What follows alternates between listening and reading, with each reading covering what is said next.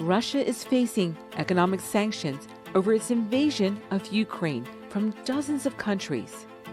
The sanctions target a vast range of sectors.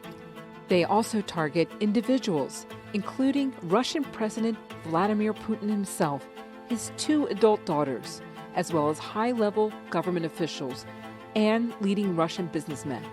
The sanctions have cut Russian banks out of a key financial messaging system and frozen the assets of Russia's central bank. Russian aircraft cannot take off from, fly over, or land in dozens of countries. The U.S. has banned oil and natural gas imports from Russia, while many European countries have announced plans to scale back the use of Russian energy. Import bans affect dozens of other Russian products, spanning industrial goods to high-end items.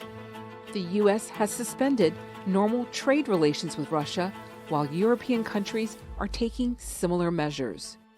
The effectiveness of sanctions is hotly debated, with both proponents and opponents citing specific cases. Proponents say sanctions helped bring Iran to the negotiating table in 2015 and to agree to limit its nuclear activities. In South Africa, decades of international sanctions played a role in ending that country's apartheid government in 1990.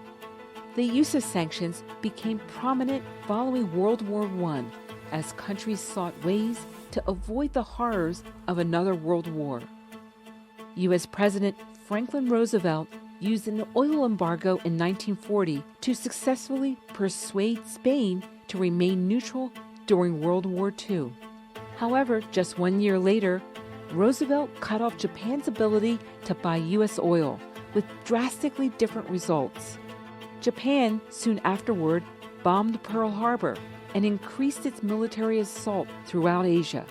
Part of its objective was to acquire more oil.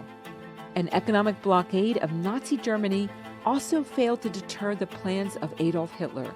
Moreover, the German leader cited concerns about sanctions as a reason for his territorial conquest.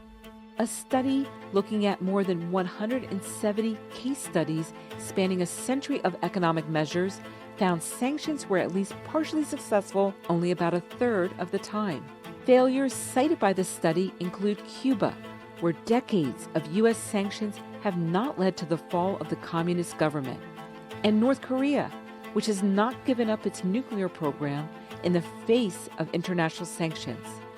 The PIIE study found that sanctions are most successful when a country's goals are modest, such as the release of political prisoners. They are much less successful when seeking regime change and democratization. And they are the least successful when trying to stop a military operation. The sanctions against Russia have caused the ruble to swing in value and inflation in the country to rise. Russian Prime Minister Mikhail Mishustin acknowledged in April the situation is the most difficult in 3 decades for Russia.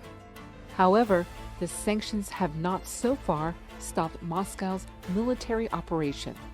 Russia's foreign minister said in March that Russia would adjust its economy to the sanctions and that they would make the country stronger.